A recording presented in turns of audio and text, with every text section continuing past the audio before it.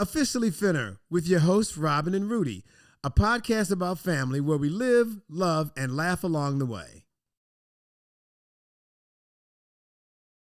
So welcome to this episode of Officially Finner. You know, we've been talking about, we're in this series called Kitchen Chronicles. It's a 3-part series. Today is part 2. Our recent kitchen reno was a big job, as you can imagine, that a lot of people can relate to. So we started to talk about a little different than what we planned. We thought not exactly what we share thought. What our process was. So, you know, on HGTV, you kind of see it from the contractor's perspective, and you see a little bit from the client's perspective, but this is a little bit more from the client's perspective. Actually, hang on. Yeah. That's really good. Yeah. I didn't think about that. Yeah. The Property Brothers and all these other people that we watch. I love them. I never thought it's their perspective. Yeah, it's their show. It isn't the poor people who are being renovated. Well, they're a part of it. Yeah, but I think it's a little more emphasis on how it can be done from the contractor's perspective. This is a different and what angle. they can do for you. Okay, I'm feeling that. As opposed to kind of living through the whole I didn't mean thing, to interrupt, but that was really good. That's really good. I like that. Thank you. Yeah. So when we first started this in the last episode, we talked about kind of what our pain points were, what we were looking for, why we wanted to do it, finding a contractor and all that. And so today, we thought we'd talk about living through it, because living through it was maybe some of what we expected, but I'd say 50% we expected, 50% we may not have expected. So it's not like childbirth, but it's kind of, I mean, well, I listen real well, right? I listen to what y'all tell me. So it's kind of like this. All you really hear about is the whole life of the wonderful life of the baby, the child, and all of that stuff. But it's like a 9-month and a day kind of deal that nobody really talks about. And that's what this home reno stuff is about. It's a crazy kitchen. I love all of this. I'm loving all of it. But there were some times when, let's just say, if you wanted to focus on anything, you couldn't.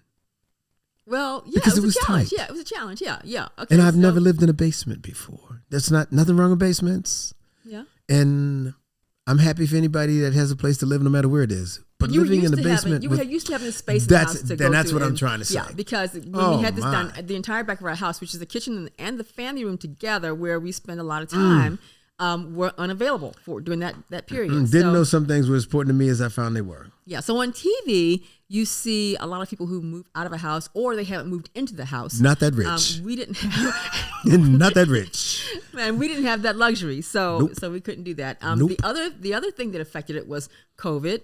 So it's COVID and timelines. Okay, so here we were, as I said before in the last episode, things were beginning to fall apart in the kitchen. And I'm sorry, the floor is coming up. Let me just jump in, because you said COVID. Not only was it COVID, but it was COVID moving, because we saw the trajectory of COVID move as we were preparing to do this, move again once we started to do it. So it wasn't steady. Yeah, right. It was moving, which added complexity to it, because you think, well, we might not have to wear masks at that point. Well, we might have to, we're getting shots and we might have to, but you find out, no. Yeah. So it was, it's even, when you said that, it made me think about, well, it wasn't even that. It was a little more complex than that. Yeah, because, COVID has its own life. But then we had a new baby on the way. So. Oh, yeah, that's not getting in anybody's way. Oh, we can handle that. But when we first started thinking, baby. But when we first started thinking about it, we were thinking, we can get this done before the baby comes. That's right. Right. We were going to be done. Yeah. The baby was going to be born into a brand new kitchen. Yeah. So that's what our goal had been. But it took time to find the contractor, to decide what we really wanted as we work with them.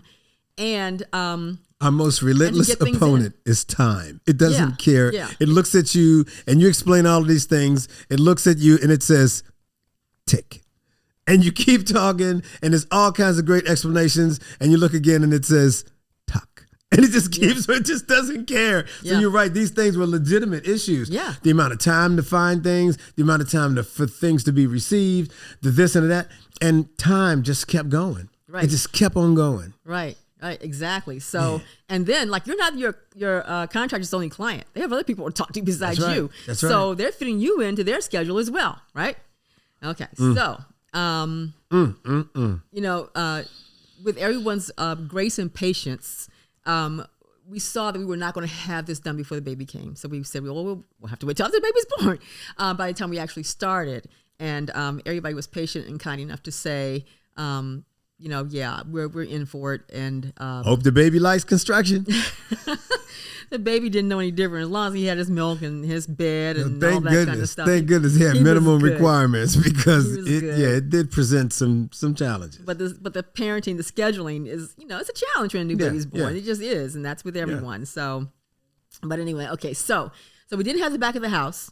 We don't hang out in the living room and dining room for meals or that kind of stuff. So I have a study, okay, and it's like about a 10 by 13 space. But I'm sorry, you keep saying these things that trigger thoughts that's just so mind blowing. Triggered. When you said we don't have the back of the house, that's something that I just didn't grasp. For some reason, I don't know how I magically thought we were going to get to the family room. Oh yeah, you did. Right. And so when the plastic is going up on the family room, I'm kind of like, wait a minute.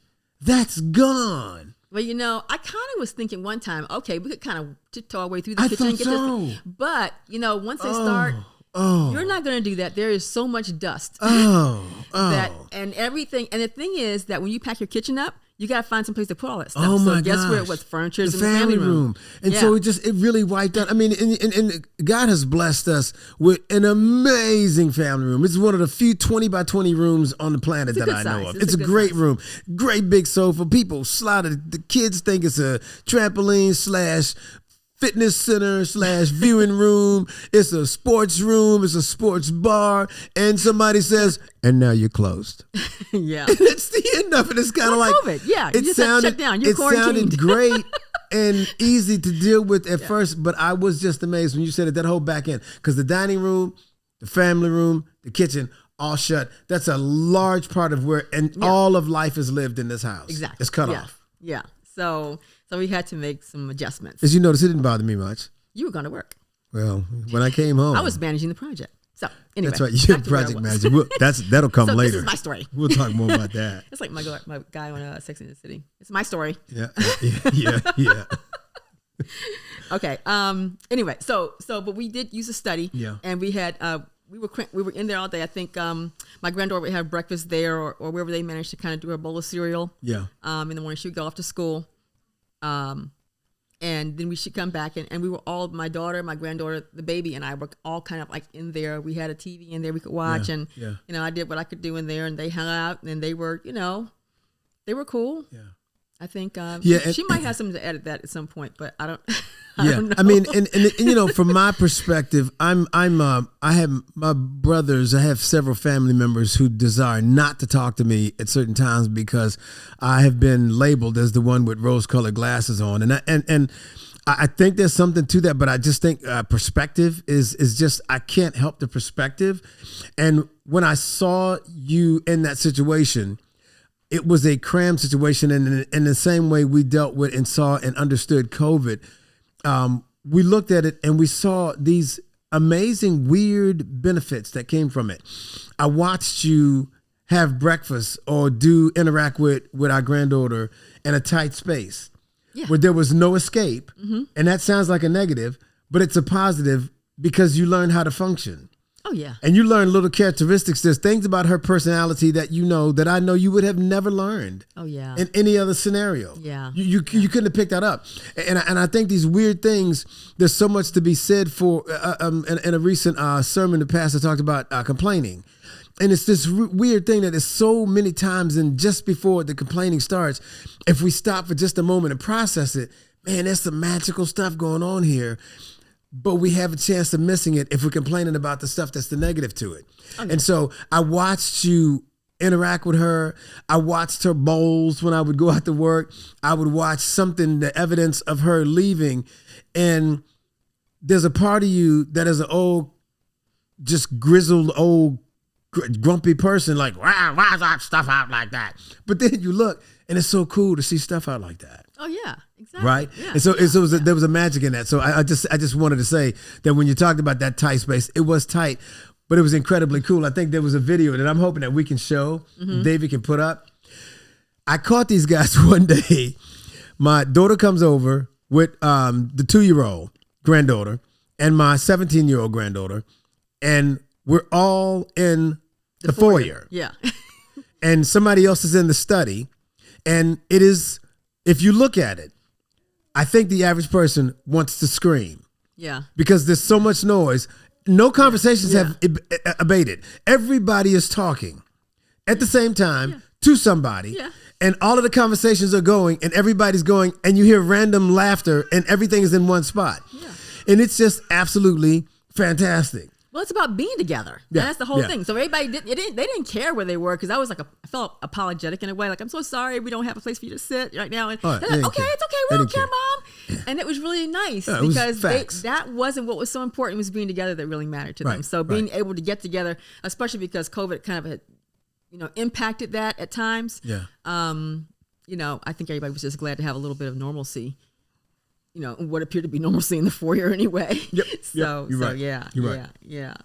But anyway, so we had hoped, I think, just to get things, go back just a minute, we had really hoped this was going to take place over the summer. Yeah. And we had gotten a new grill outdoors and just, we're going to plan to be outdoors on the deck a lot more because we knew we couldn't use the kitchen for cooking. But as it turned out, one of the things we did, and this was pretty smart, was that we did not start construction until everything was in. Right. And that cut down the time for waiting because we knew the supply chain, all these things were impacting getting access to the materials that our contractor needed, the appliances that we wanted to have and all that. But we said, no starting, we can't have. And we were fortunate that we'd known a few people who've done similar projects who did not have all of the parts and materials in. Right. And that became the logjam. Yeah.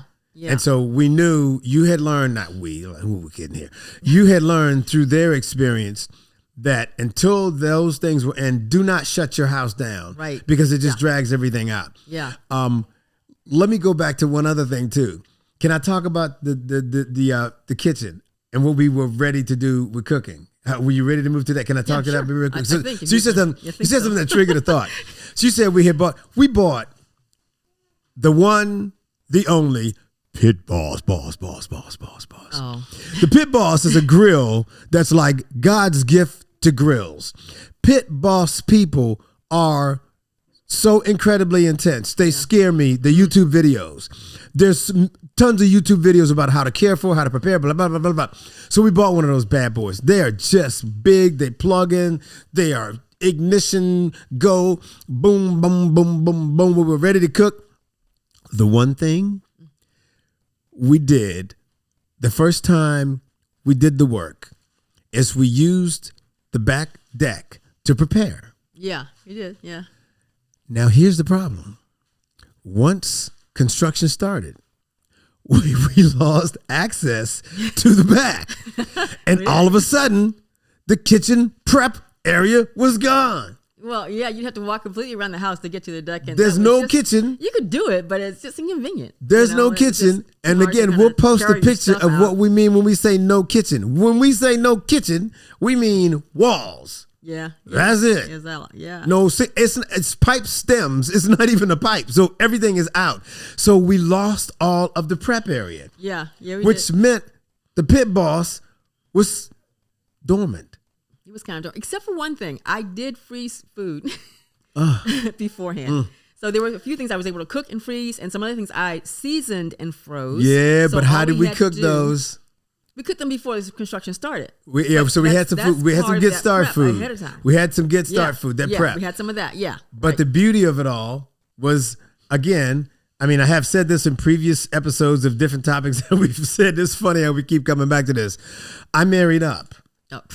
And so she said, what about these, I wanted to call it a cooktop. It ain't a cooktop. It's a hot plate. It's a modern day hot plate. It's a Cuisinart burner. It was a Cuisinart burner. I called it a hot plate. All I know is I think it's the greatest invention since sliced bread. Yeah, it is. Because that's how we ate. We did. It was great. That and the microwave. Right? We had one small microwave. It's not your mom's hot plate. This thing really was. It was so easy to use, easy to keep clean.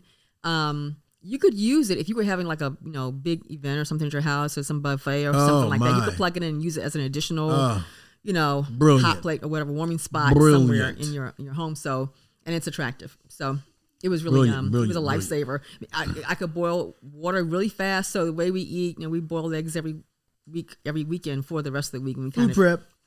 Eat ahead of time. So I could get all that done. There were certain meals I could make very easily with it. And so, we were really happy with having that.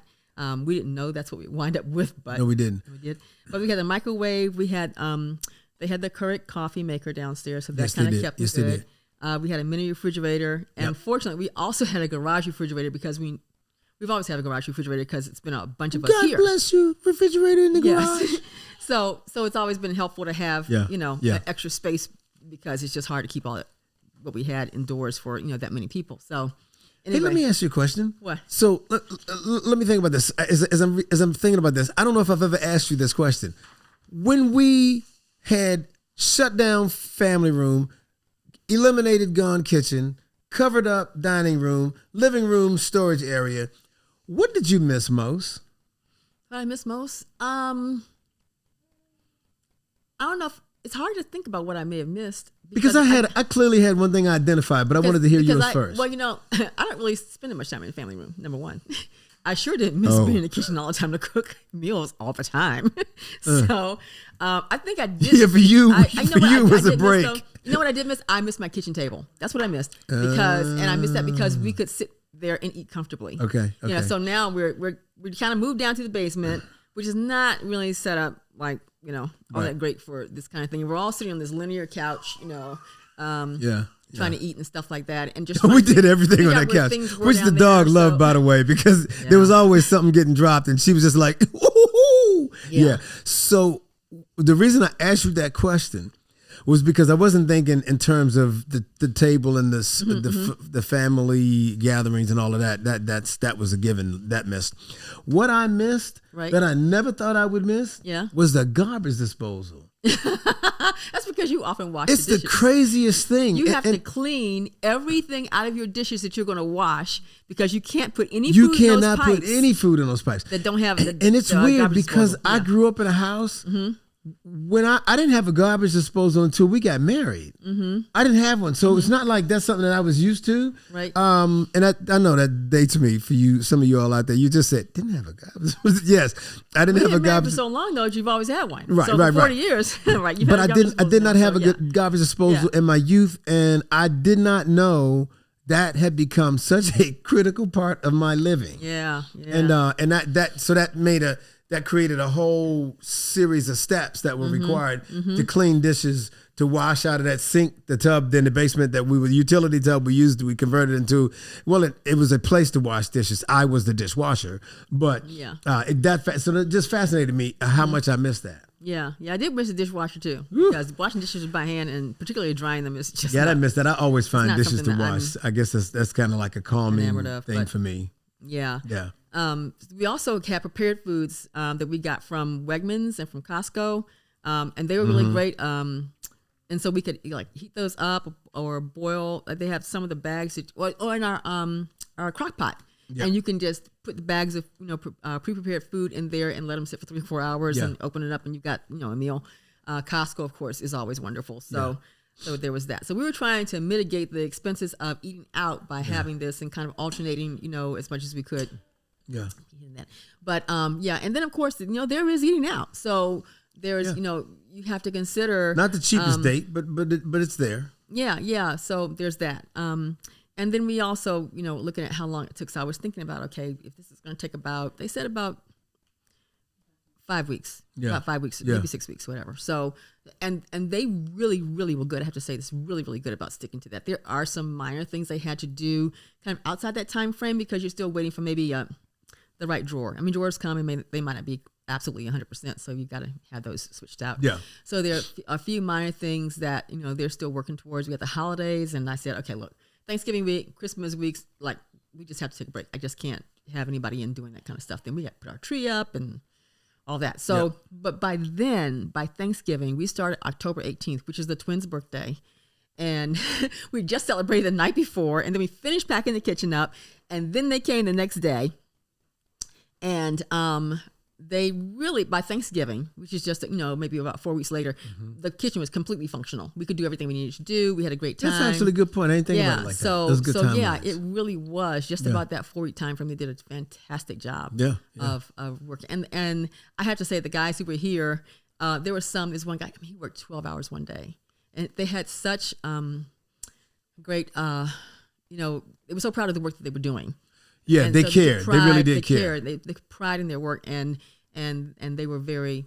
And they were creative too. They were creative too because there's things that we have that you can't go to the store and order. Right. Yeah. You can't say, "Hey, I want one of those." They had to listen to your ideas, ideas were birthed from your ideas, and a end result was this, or an end result was that, and that's kind of cool. Yeah, and the other thing is very interesting too. We'll get into this a little bit more in our next episode. But when you tear stuff down, you come up with a design. Here's what I want, and you kind of begin to fantasize about that. That's what you want. But the reality is, when you are redoing a house that's already built, you tear your walls down, you'll find, that's behind the wall is not quite what you thought it was going to be. Yep. It's going to be a little bit different. Could be better, could be worse. Yeah, but sometimes there are things back there that preclude you from being able to use that design exactly the way it was drawn, or the exact way that you envisioned it. And so being able to work around that and still come up with something that we really loved was a real talent on their part. So, yeah. The one thing that I was looking at your list as we start to move towards closing out here, the one thing you had on your list that I thought was good was the dog. Oh, the dog. Yes, we have a dog. That was a grand dog. We didn't think that through all the way. We didn't think of it through. No. I'll say. I'm not going to put you in my boat. Just drag you in with me. I'm going to say I definitely did not. Yeah. Because I'm thinking the dog will be fine, and then I'm realizing, wait, they're tearing a wall down. Yeah. They're building a this. They're building a that. That dog doesn't respond well to a whistle. She doesn't respond well to the washing machine noise. Yeah, or a washing machine. So that's not going to work. Yeah, and there was no space for her either. She would have been jammed into that little study with us, and that would have driven all of us crazy. And so we said it to say, pet owners, do not exclude the plan for your pet, because that's pets and babies have to be accounted for every moment of this process. She kind of started going to doggy daycare a little bit before then, but she went every day for a while there because it was going to be better, like I said, for her to be able to romp and play. And she would come home in the evenings and, Just now when she said that, my Father in heaven said, what did she just say? Doggy what? The dog goes to where? What? You mean you pay somebody? To what? Yeah, and so that's so intense and deep for me, and all my family members that listen to this will know exactly when I say that a doggy daycare. But yep, that's what we did. Yeah. So, also in your budget include, it's really kind of. I was talking about our crew here, and I guess there were about 2 or 3 times that we brought luncheon for them, and it's just really nice to do that. It's just a thank you. These people are in your home working for a number of weeks, and if you like them.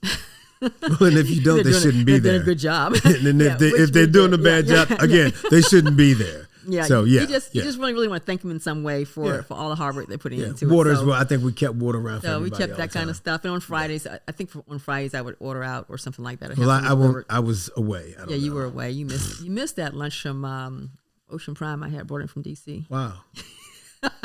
Yeah, I missed that. I'm hoping they missed it too. Yeah, I'm gonna have a problem with that one. We didn't do that.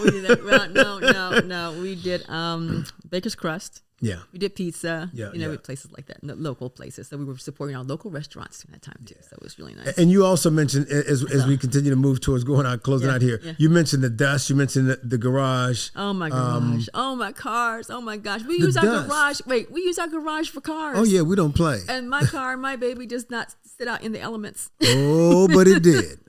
And it's an outdoor dog now. but they had to use that space for cutting and all the stuff, the drilling. I was amazed at the dust. You talked about that, and there were things that were covered. Yeah. And in my mind, clearly, I'm not involved in construction whatsoever. Yeah. Because in my mind, I'm like, hey, why do you cover all this stuff for? The season be like, there was so much dust. Yeah, that garage is just dusty, crusty. I've used a blower, I don't know how many times, and I still haven't thoroughly cleaned it out yet. But a lot of what they did actually was in the driveway too, so it really wasn't right in the garage, but that space. So they did the best they could. They needed the space, and they did, and they would clean up when they were done. So, yeah, they did a great job of cleaning up as best they could, but that's a lot of dust. Yeah. So anyway, that's a little bit of what it was like to live through this process. Is there anything else that I've forgotten? Anything else that was? No, I think those are the highlights. I think those are the highlights. I'm looking forward to the next episode where we begin to talk about as we sort of move back into the space, because it reminds me of just kind of pouring water into a cup. Yeah. You don't do it all at once. It's kind of you moving in, and as you're moving in, just what happens, the domino effect of this new stuff that you have now, and how this all works. And that'll be fun conversation. That'll be fun. Yeah. Okay. Well, we want to thank you for listening to this episode of Officially Finner. For us on our social media, we are Officially Finner on Instagram, YouTube, and wherever else we are. Yes, and yes. Your favorite podcast. How about that? So wherever you listen to your podcast.